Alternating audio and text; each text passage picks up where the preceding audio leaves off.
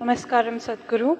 So, I'm saying that the idea of competition is so much ingrained in our minds, not even at the school level, but even at the postgraduate level or any aspect of our lives, that it creates a lot of unnecessary stress. So, what can be really done about it?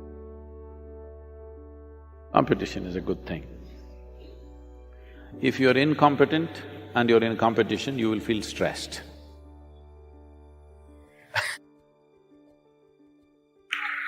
So, if you want to be in a competitive situation, the thing is you have to work on your competence. Right now the problem is, you're tweaking your desire, you're not tweaking your competence. This is what has to happen, that we must teach children to tweak their competence, not their desire. We are calling this ambition, we are calling this goal-orientedness. Ambition means what? You tweaked up your desire, you'll suffer invariably. If you tweak up your competence, you will see wherever you go, you're doing better than what people expect you to, so naturally things will go well for you. Competition is not the bad thing, lack of competence is the bad. We must understand this. In this country, this is very important because we still think our education is cooked in heaven. Because people tell me temples are crowded just before the examination. Just the wrong place to be. Just the wrong place to be. When your examination is coming, you sitting in the temple is just the wrong place to be. In the vacation, you sat in the temple, great. So instead of competence, we have big desires. If you focus enough on enhancing your competence, you will see there is such joy in breaking limitations every day and becoming something better. You don't care a damn how somebody else is doing. Just if every day, if you're breaking limitations. When I was speaking to I think our home school, I was telling them, a class full of children should sound like eggs are hatching. At one time I used to do sericulture, silk farming. And I was amazed. I was so amazed I didn't take them to the market sometimes. Because if you just leave the cocoon long enough, if you don't take it to the market, you should see how it opens up. Like this, it'll be making noise. Slowly they're opening it up. When 1,000,000 of them are trying to open, you go inside this room. This is how a school should sound. That every moment they're breaking their limitations. If you are breaking the limitations of who you are, if your competence, you're working constantly to expand, you don't even have the time to look at somebody, how is he doing? Because this is such a great thing happening within you. So please focus on your competence. Competition, you don't bother. If you're good, you'll be on the top, otherwise you'll be somewhere. It's okay India is the only place where our gods must dance. If he cannot dance, he cannot be a god. Shiva is Nataraja, he is the king of dancers and everybody else is a dancer. Why this is because the phenomena of creation. The closest analogy you can give to that is it's like a dance. Today modern physicists are using those words, that things seem to be in a dance. Dance means there seems to be no logical coherence to it, but if you observe it closely enough, there is a very deep system to the whole process. This dance of creation, which self created itself from the eternal stillness, in trying to represent the exuberance of creation, we call this dimension as Natesha or Nataraja, which is one of the most significant forms of Shiva. Because creation is a dance, we said the divine is a dancer. So when we say Shiva is Nataraja, we are not talking about an individual dancing. That is why the circle around him. The circle is always the symbol of cosmos, because the most natural form that happens in the existence when anything moves is a circle.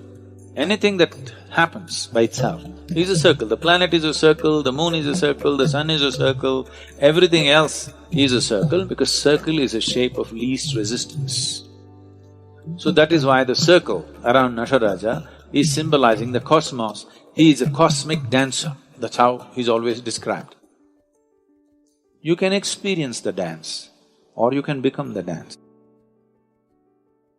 You can experience the aesthetic of the dance by simply watching it closely, or you can dance.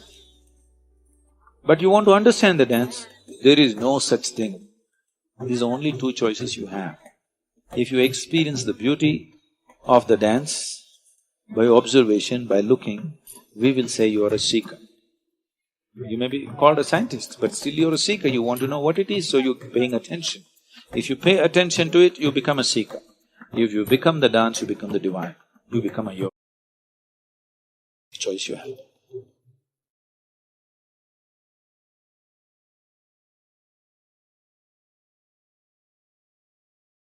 Krishna Avatara was considered as a complete avatara or a complete incarnation of God.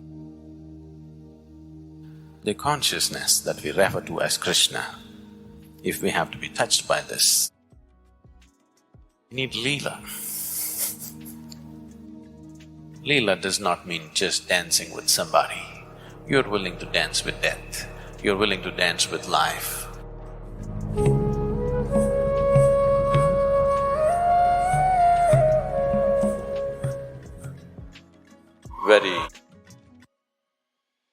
Very few human beings ever get to be placed in as complex situations as Krishna was placed. One human being's life going through the variety of situations that he went through is generally, it doesn't happen to most human beings. And in all these situations that he was faced with, the clarity of vision that he exhibited and the certainty about his ability to discern as to what is true and what is not true, the clarity that he brought to people around, people began to experience him like godlike. So he was proclaimed as an incarnation and a complete incarnation. For those of you who are not familiar with this, they talk about 9 incarnations. I want you to understand this is… what I'm going to say now is much before Charles Darwin came. So the first incarnation was Matsyavatara, that means God appeared in the form of a fish. And you know, Charles Darwin went about proving the first form of life on the planet were water life, fish. And the next incarnation is Kurmavatara, that means it's a turtle, it's an amphibious animal, half water, half land. Charles Darwin said this also. The third incarnation is Varahavatara, which is in the form of a pig, a gross mammal. And the fourth incarnation is Narasimhavatara, that is half man and half animal. The next one is Vamanavatara, a dwarf, human form but a dwarf. The next one is Parashurama, a full-grown man, but an extremely violent man, a great fighter. We will meet him shortly here also. Krishna meets him, so he's still alive. So Parashurama is a fighting man. He even lopped off the head of his own mother, a very violent man. The next one is Rama Avatara, a very peaceful one, but very unidimensional kind of man. The next is Krishna Avatara, a very multi-dimensional human being. So Krishna Avatara was considered as a complete avatara or a complete incarnation of God, not just one aspect. As a tribute to the multidimensional nature of who he was. And though he himself never claimed it, even if he had not claimed it, people around him naturally identified him as divine. In this identification that people attach to him, the whole culture evolved around this identity of Krishna being a complete incarnation of the divine.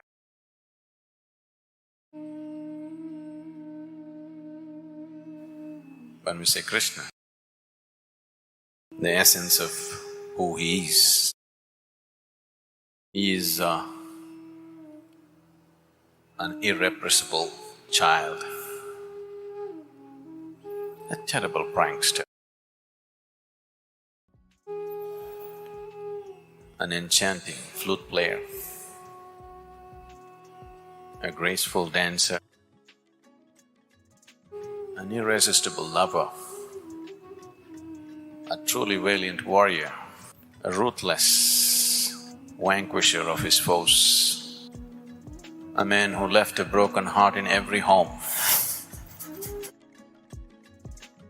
an astute statesman and kingmaker,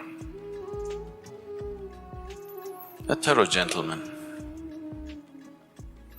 a yogi of the highest order, and the most colorful incarnation. Krishna is seen and perceived and understood and experienced in many, many different ways by different people. Duryodhana, through the eyes of Duryodhana. For those of you who do not know the background, I will be, because unless you understand the whole tapestry of the story and the situation in which he existed, many aspects of who he is will be missed, so we will go into it. But right now,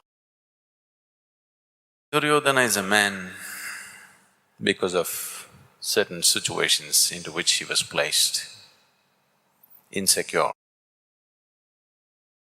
angry, jealous, greedy and feeling wronged all his life. And because of actions which came forth from his greed and anger, he became the key for destruction of his whole race. In Duryodhana's words, he is a smiling rogue, if there was ever one. He can eat, he can drink, he can sing, he can dance, he can make love, he can fight,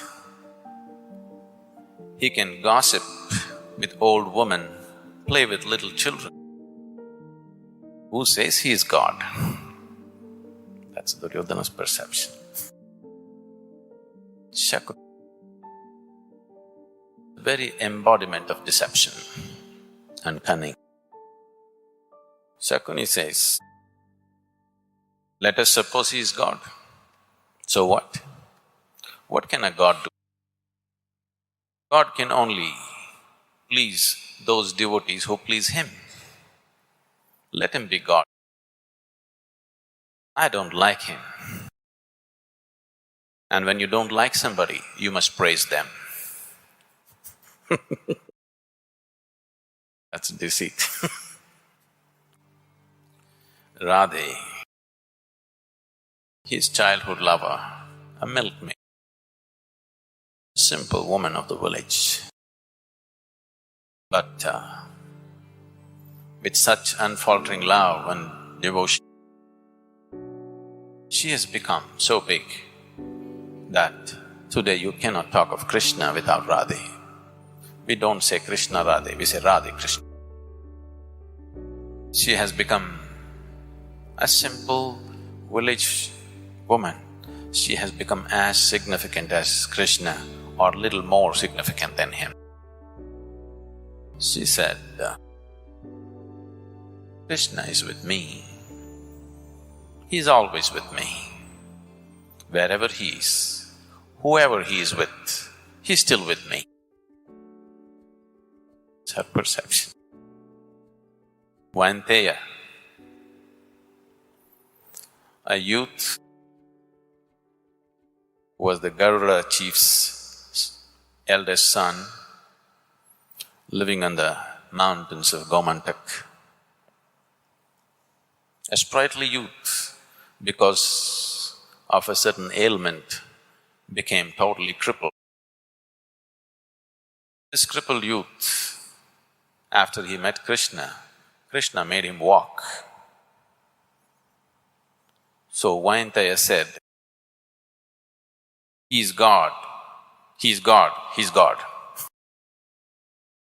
Akrura, an uncle of Krishna,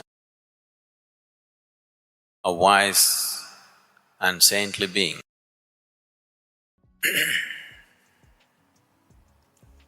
expressed his perception of Krishna this way. Krishna, when I look at him, this strange young boy, I see the sun, the moon and the 7 stars whirling around him. When he speaks, he sounds like the voice of the eternal. He's the hope. If there is hope in this world, he's the hope. Shikandin, a tortured human being, because of a certain situation within himself, right from his child. This is an absolutely tortured soul. So Shikandin said, Krishna never gave me any hope, but when he is there, the breeze of hope touches everybody. I can go on like this. Different people saw different facets of who he is. For some, he's God. For some, he's a crook. For some, he's a lover. For some, he's a fighter. So many things he is. If we want to taste an essence of what it means when we say Krishna, the consciousness that we refer to as Krishna, if we have to be touched by this, we need Leela. Here we are for the Leela. Leela means it is the path of the playful. This is not for the serious times, are you? Because when I say playfulness,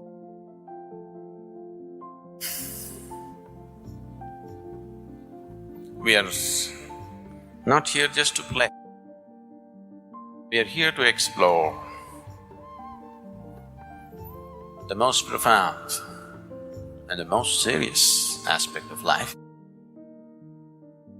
Playfully, conducted playfully. Otherwise Krishna won't be there.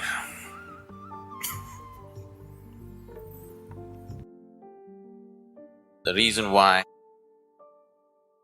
the most profound dimensions of life have been missed by the vast population in the world is because they do not know how to be playful.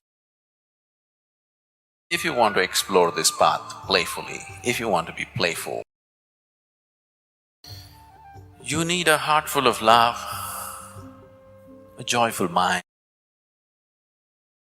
a vibrant body. Otherwise, there's no Leela. if one has to explore the most profound dimensions of life in a playful way. They must be willing to play with their awareness, with their imagination, with their memory, with their life, with their death. They're willing to play with everything. Only then, Leela. Leela does not mean just dancing with somebody. You're willing to dance with death, you're willing to dance with life, you're willing to dance with your enemy, you're willing to dance with the one whom you love. You're willing to dance the last moment of your death. Only then there is Leela.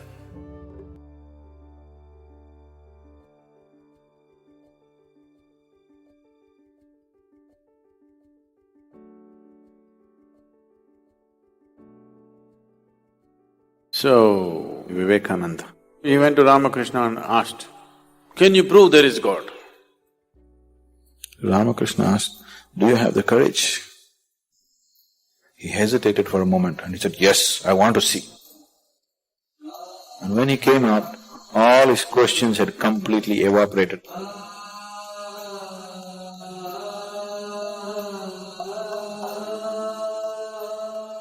You heard of Swami Vivekananda.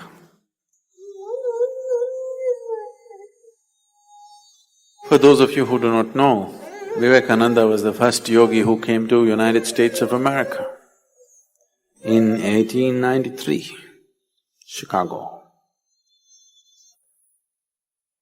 And his guru was Ramakrishna. So, Vivekananda was just 18 years of age and he was a fiery youth. One day, somebody told him there is this mystic, Ramakrishna, you must see him, he has all the answers. You have so many questions, that's where you should go. So he went. He is all fired up, full of intellect and full of argument about everything. He's an activist. He's not a spiritual seeker as such. He has no such intentions. Only thing is, he has questions. He's not a conscious seeker yet. He's more like an activist. He's going every place to demolish all the mumbo-jumbo that's going on around him. So he went to Ramakrishna and asked, "What is this all the time you're talking God, God? Can you prove there is God?" Ramakrishna said, "Well, I am the proof."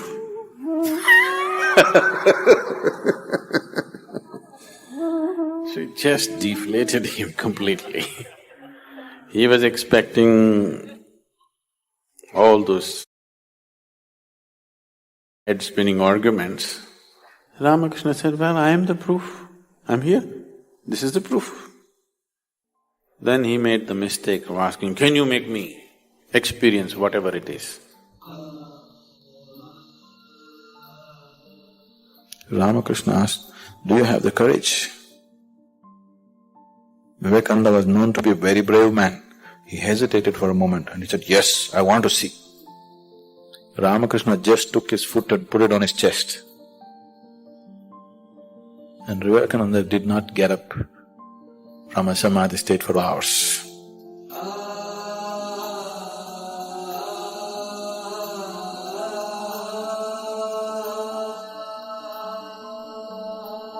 And when he came out, all his questions had completely evaporated. After that, he didn't ask a single question. He saw something that he had never imagined in his life. And then the madness caught him. Ramakrishna himself, if he was left to himself, nobody in the world would have ever heard about him because he had no means to communicate with the rest of the world. He had no way of reaching out to people. He was incredible. Not cunning enough to operate with the world. not have the necessary will to do anything really well. So he chose Vivekananda as his vehicle. He took Ramakrishna all over the world. There have been hundreds of Ramakrishnas, but you heard only of one Ramakrishna because of somebody like Vivekananda.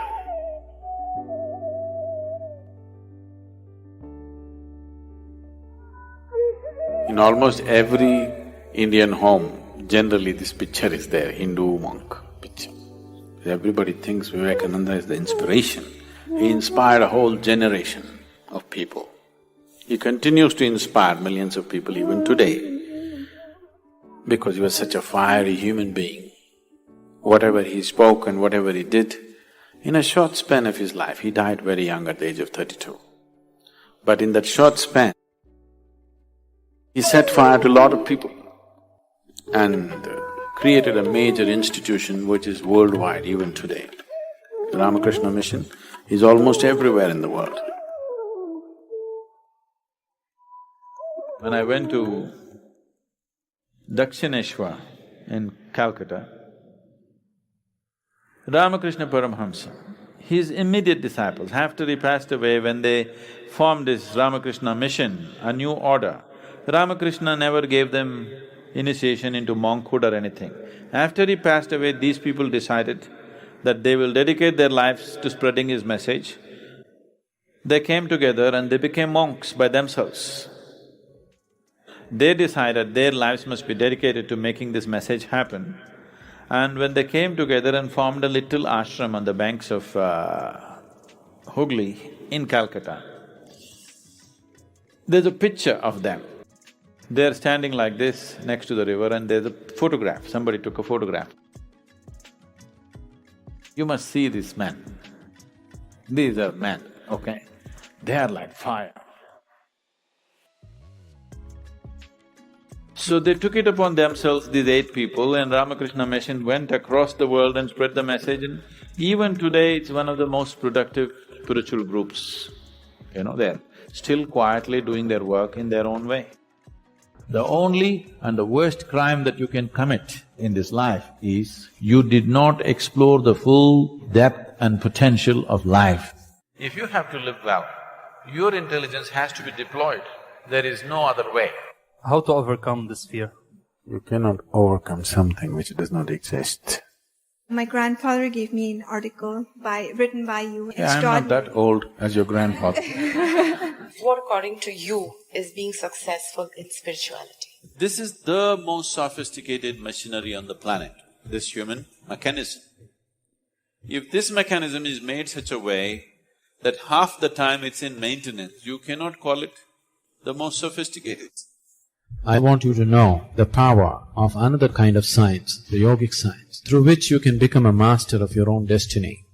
If you want to experience life, if you want to know life in a deeper way than the way you're experiencing right now, if such a longing has come, then there are other ways to do it.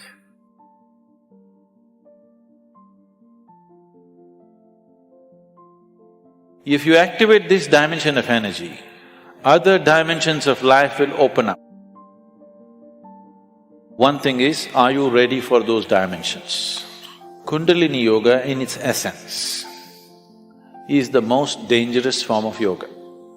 I'm saying dangerous because it's the most potent also. If you have to jump into an abyss, you should be insane.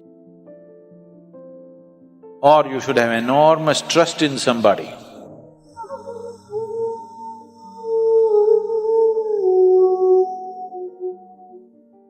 So what is Kundalini? Right now, I am speaking. This is Kundalini. You are alert and listening. If you are alert and listening, that is Kundalini. A flower is blossoming, that is Kundalini. A dog is barking, that is also Kundalini. Or in other words, the fundamental life force in the existence, we call it Kundalini. Now, within the system, within the human system, if you look at this as a kind of a life package, it's a piece of life. This piece of life is packed in a certain way with layers of this energy. One dimension of energy comes alive immediately because that is necessary for your survival process. The other dimensions of energy will not come alive unless you do something about it. Unless you're aware of it and activate it in a certain way, they do not come into existence, they remain dormant. The dormant energy is way bigger than the energy that is in use right now. To take care of your survival process, to live a physical life completely, to live a complete physical and intellectual life, you need to activate only about 21 of your chakras. Out of this 114, if about 21 of them are on, you will live a complete life. You will not feel any inadequacy. You will live a complete physical life. There'll be no problem with your life. You will think you're a great success, but you're only 21. That is less than 21% out of 114. Less than 20%. At less than 20%, you will feel like a complete life without any inadequacies. The remaining percentage of life, what is it about? It is not even needed if your intention is just to live well. If you activate this dimension of energy, other dimensions of life will open up. One thing is, are you ready for those dimensions?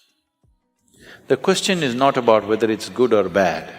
The question is just about, are you ready for it? Because even if the best things in life come to your life, when you're not ready for it, it will not be a good thing for you. In your experience, it'll not be a good thing if something came to you when you're not ready for it, isn't it so? Even if it's the greatest thing, it may be the greatest thing, but it came to you when you are not ready for it, then it is not a good thing, isn't it? So, are you ready for it is the first question. If you're ready for it, what can we do for it? What can we do to activate? There are various ways of doing this, many ways, but the Kundalini Yoga, are people familiar with Kundalini Yoga, practicing or… okay. Kundalini Yoga, I'm not making a comment about anybody, okay? Kundalini Yoga in its essence is the most dangerous form of yoga. I'm saying dangerous because it's the most potent also. What is most potent is always the most dangerous, if improperly handled. There are various kinds of energy in the world right now. Even the electricity is being manufactured produced in so many different ways. One of the ways that we do it is through nuclear reactions, nuclear reactors rather. It is the most efficient way of producing energy that we know right now, but it is also the most dangerous way, isn't it? When things go wrong, they go seriously wrong. When they're going right, it is the easiest and the best way to produce energy on the planet is nuclear energy actually. But when it goes bad really bad, like in ways that you can't fix it. So similarly with Kundalini Yoga, it is the most potent and it is the most dangerous. Without the necessary preparation and guidance, without expert guidance, constant guidance and observation, nobody should ever attempt it. But the problem is, books have been written about it and everybody wants to do the highest yoga. Nobody wants to start with A, everybody wants to start the alphabet with Z. This attitude itself is dangerous. What can be a life-transforming force can become a life-destructive force simply because without the necessary commitment and dedication and focus and understanding, it is being handled.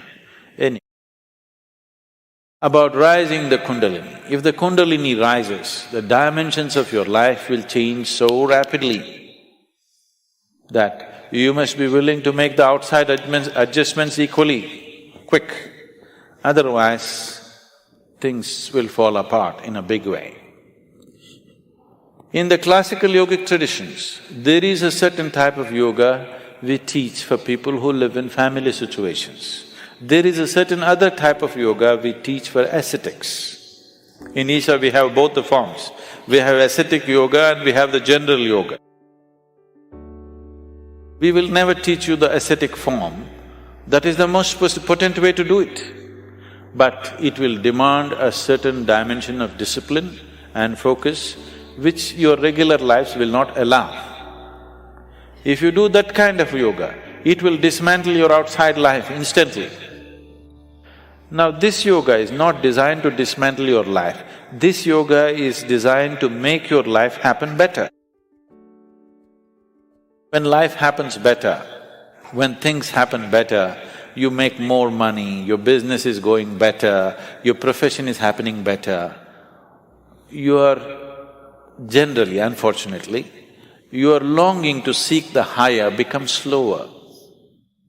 Yes? So in the real sense, it is not the good way to do it, but it's the only way it works in today's world. And it's the only way it works for majority of the people. For a small number of people, we can do it other ways. We can bypass all these things and just do very powerful ways of doing things.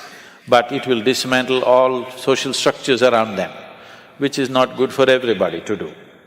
So these are different dimensions. Kundalini yoga, if it has to be practiced, you must be in a certain kind of atmosphere.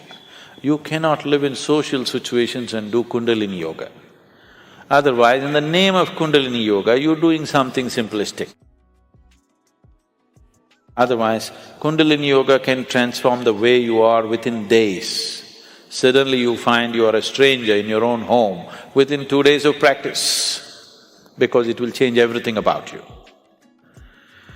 So can we raise the Kundalini? Yes, we can. One way is to create a conducive atmosphere so that slowly it rises. The other way is to provoke it in such a way that it raises quickly. If it rises quickly, then everything changes dramatically. If it rises slowly over a period of time, changes will happen slowly, you will be capable of handling these changes over a period of time. But if it happens very quick, then you will not be able to handle the changes. Things will look like things are falling apart.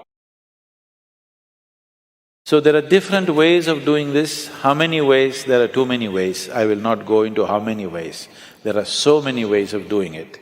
Essentially, there are 112 ways of doing it. There are 112 ways in which you can take this up. From the base to… oh, for this you have to know the structure, otherwise it'll become very elaborate. Out of these 114 chakras, there are 7 which we recognize as 7 dimensions. Out of this, 6 are within the body, 1 just outside the physical body. So if you employ these 112 methods, you will handle the 6th chakras. The 7th one you cannot handle. There are 112 ways in which you can attain to a chakra which we refer to as Agna. But from Agna to Sahasrara, there is no way. There is no way to do it. You just have to jump into an abyss. If you have to jump into an abyss, you should be insane. Or you should have enormous trust in somebody. Somebody says jump, and you are jumping because you have such a deep trust in somebody that when he says jump, it has to be good for you. You simply jump into a bottomless pit. So, the journey from the Mooladhara to Agna, there are 112 ways to get there. But from there to there is no way. It is just one jump that can happen in trust, in devotion or in madness. Choice is yours.